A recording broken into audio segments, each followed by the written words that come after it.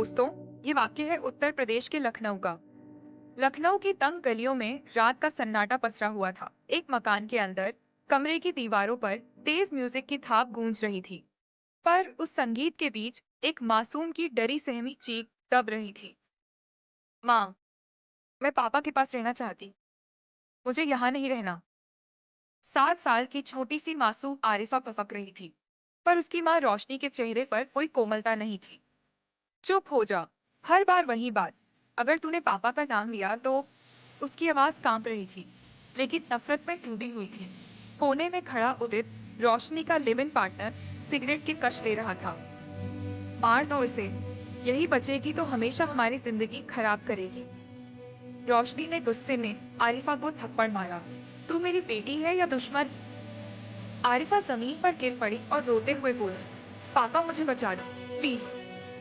उस एक आवाज ने दोनों के दिलों में जैसे शैतान उतार दिया। उदित ने गुस्से में आकर बच्ची का मुंह दबा दिया। अब नहीं करेगी शुरू। आरिफा हाथ पांव मारती रही, पर कुछ मिनटों में उसकी मासूम आंखें हमेशा के लिए बंद हो गई। रोशनी ने बेपरवाही से बच्ची के निश्चल शरीर को देखा। इसे बेड बॉक्स में डाल दो, अब जिंदगी खुलकर जिए। बॉक्स बंद करके दोनों ने एक दूसरे की तरफ देखा। चलो पार्टी करते हैं। आज रात यादगार हुई। उदित ने मुस्कुराते हुए कहा। दोनों होटल गए, शराब पी, डांस किया और इंस्टाग्राम पर वीडियो डाले।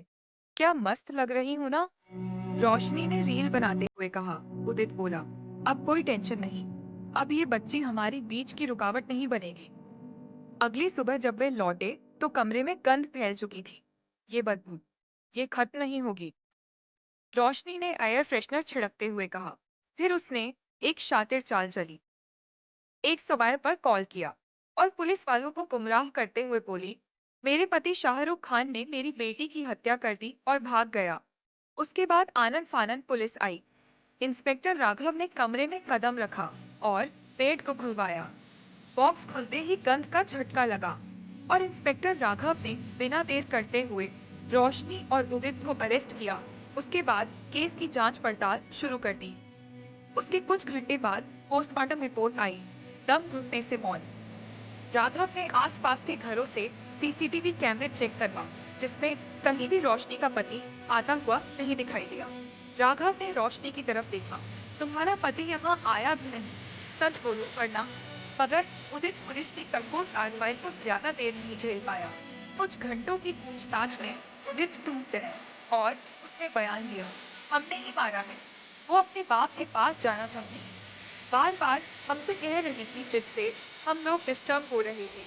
रोशनी और उदित अब पुलिस हिरासत में थे। उस मासूम की सजा तुम दोनों को मिलेगी, उम्र कैद से भी ज्यादा, इंस्पेक्टर ने कहा। जेल की सलाखों के पीछे रोशनी का चेहरा अब भी कठोर था, लेकिन मासूम आरिफा की चीखें जैसे चिल्ला चिल्ला कर कह रही थी कि मन मेरा क्या कसूर था जो तूने मेरे साथ ऐसा व्यवहार किया।